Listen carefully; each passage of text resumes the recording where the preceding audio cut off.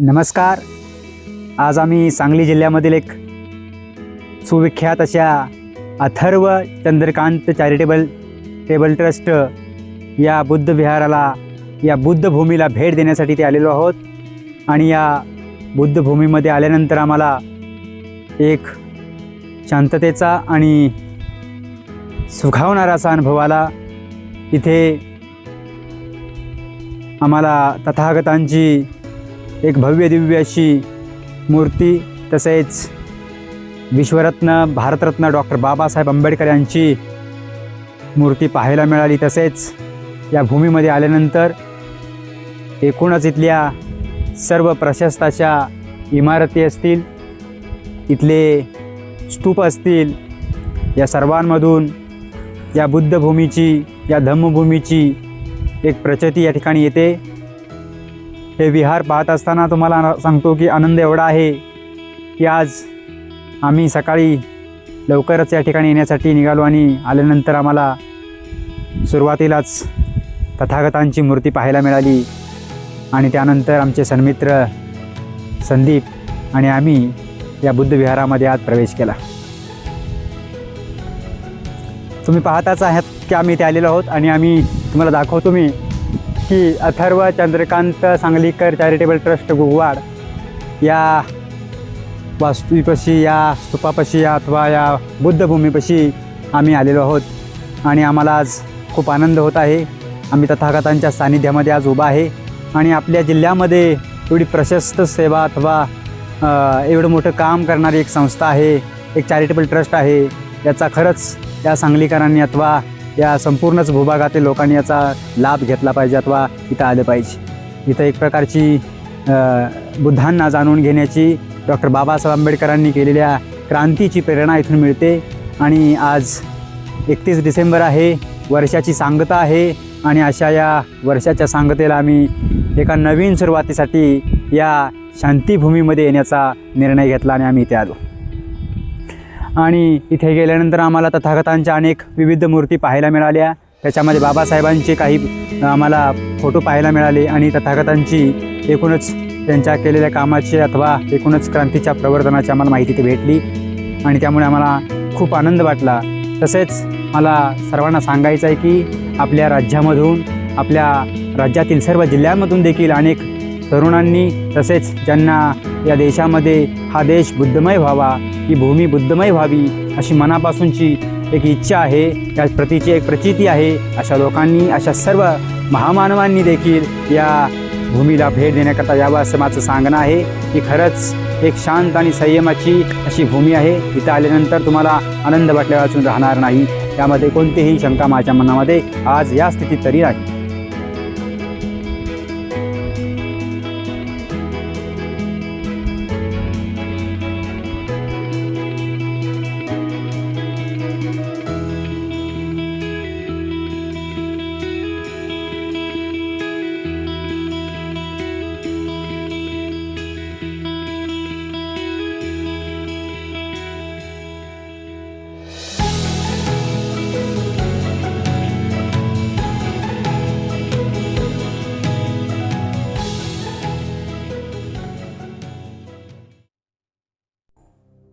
आज आपण या ठिकाणी या धम्मभूमीमध्ये आलेलो आहोत आणि यामध्ये आपण पाहतो की इथे विश्वरत्न भारतरत्न डॉक्टर बाबासाहेब आंबेडकर यांची अर्धाकृती मूर्ती आहे. तसेच ज्यांनी विश्वाला धम्माचा, संघाचा आणि एकूणच शांततेचा, प्रचाराचा एक नवीन मार्ग दिला, असे आमचे सर्वांचे या भारतभूमीचं नाव ज्यांनी जगभर केलं आणि संपूर्ण जगाला शीलाचा, प्रज्ञेचा, करुणेचा मार्ग दाखवला, असे भगवान तथागत गौतम बुद्ध यांच्या समोर आपण आज आलेलो आहोत. आणि या ठिकाणी आल्यानंतर एकूणच मानवी मनाच्या आणि ज्यांच्या मनामध्ये, हृदयामध्ये प्रेमाची, प्रज्ञेची आणि करुणेची भावना आहे, अशा मानवाला इथे प्रसन्न किंवा आनंद झाल्यावाचून राहणार नाही.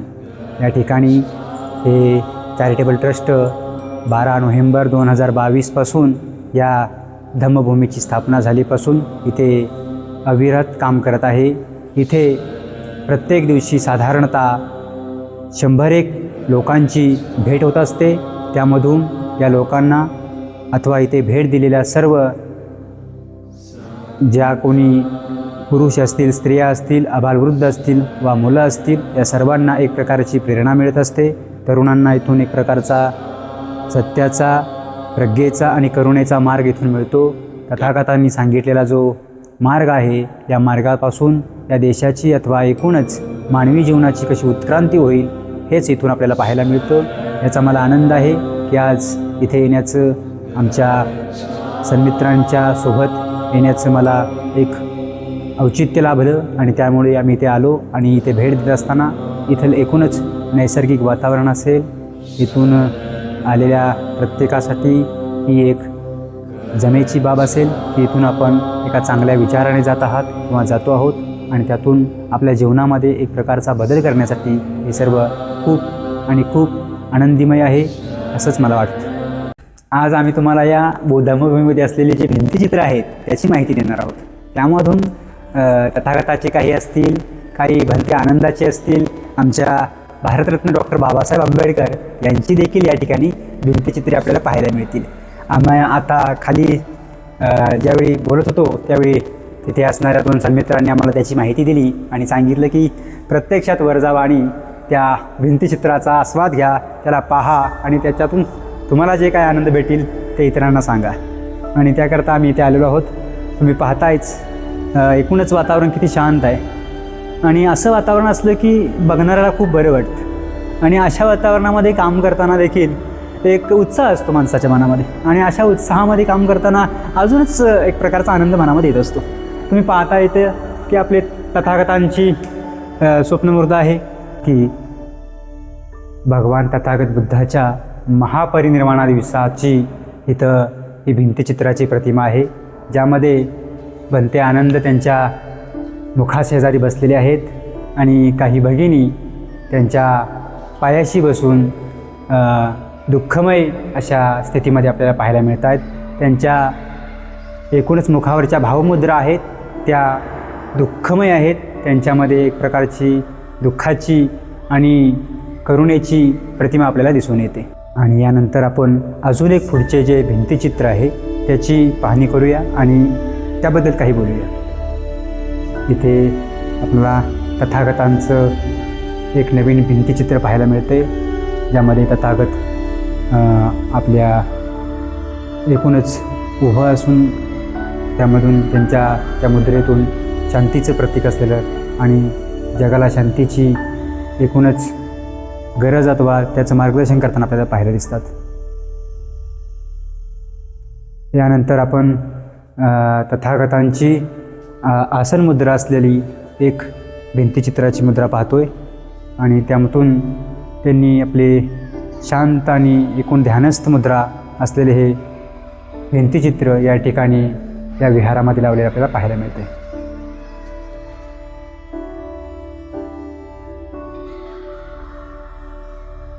या भारतातील एकूणच कोट्यानुकोटी समाजाला त्यांच्या जगण्याचा, त्यांच्या एकूणच उत्कर्षाचा ज्यांनी मार्ग दाखवला आणि आम्हाला माणूस म्हणून जगण्याची एक प्रेरणा दिली, अशा महामानवाचा, अशा या विश्वरत्न भारतरत्न डॉक्टर बाबासाहेब आंबेडकर यांच्या या भिंतीचित्राचा या ठिकाणी हा जो फोटो आहे, हे जे भिंतीचित्र आहे त्यामध्ये भारतरत्न डॉक्टर बाबासाहेब आंबेडकर एका खुर्चीवर बसलेले दिसत आहेत आणि त्यांच्या चेहऱ्यावरती एक प्रकारचं नवीन काहीतरी करण्याचं आणि दृष्टिक्षेपामध्ये अशी झेप आहे की या समाजासाठी अजून खूप काही करायचं आहे. आणि त्यातून त्यांच्या विचारमग्न मुद्रेतून आपणाला ते दिसतं की त्यांची एकूण जीवनाची पद्धती किती महान असेल आणि त्यांचा विचारांचा दृष्टिकोन किती दृष्टिक्षेपाच्या पलीकडचा असेल.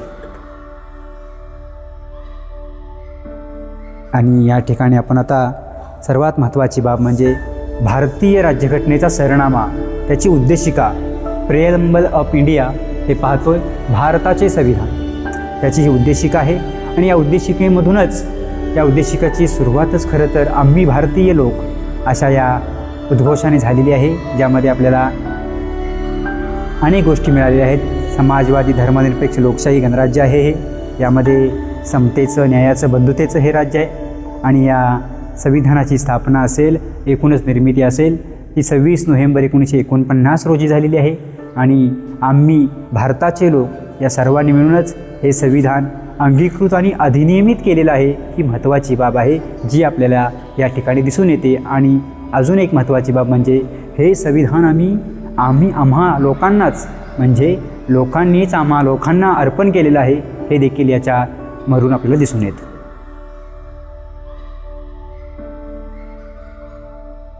आज खूप आनंद आहे.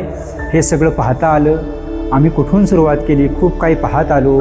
अगदी आम्ही तथागतांच्या भिंतीचित्रांचा, डॉक्टर बाबासाहेब आंबेडकरांच्या भिंतीचित्रांचा, त्यातून त्यांच्यासोबत काही आम्ही गोष्टीबाबत बोलू शकलो. तसंच आम्ही अजून एक भिंतीचित्र पाहतो आहे जिथे तथागत आपल्या विहाराकडे जाताना दिसत आहेत. त्यांना ते सध्या या विहाराच्या दुमजल्यावरती उभा आहोत. इथून आपणाला खाली तथागतांची मूर्ती आहे, बाबासाहेबांची अर्धमूर्ती आहे, ती आपल्याला इथे पाहायला मिळते. आणि एकूणच या विहारामध्ये हे जे काही सर्व चैतन्याचं आणि एकूणच शांतीचं प्रतीक असणाऱ्या तथागतांचं दर्शन आपल्याला होतात व इथे आपल्याला ही सर्व माहिती मिळते. त्यातून तथागतांनी सांगितलेले जे प्रज्ञेचे, शिलाचे, करुणाचे, सदाचाराचे हे जे सर्व मार्ग आहेत या ठिकाणी आपल्याला पाहायला मिळतात. आणि मी आवर्जून सांगतो की ज्यांना कोणाला खरंच तथागतांविषयी काही चांगलं पाहायचं आहे, काही चांगलं बघायचं आहे आणि इतरांना ते सांगायचं आहे की बाबा मी अशा अशा ठिकाणी गेलो होतो आणि तिथे मला अशा अशा बाबी पाहायला मिळाल्या, हे ज्यांना सांगू वाटतं, लोकांशी बोलू वाटतं, आपल्या जवळच्या नातेवाईकांना सांगू वाटतं, अशा लोकांनी खरंच एक वेळ या बुद्धभूमीला भेट द्यायला अवश्य यावं. तेवढी पाहण्याजोगी, निसर्गामध्ये नटलेली, वसलेली अशी ही धम्मभूमी आहे. तिला तुम्ही एक वेळ अवश्य भेट द्या. तुमच्या जीवनामध्ये नवीन परिवर्तन नक्कीच होईल.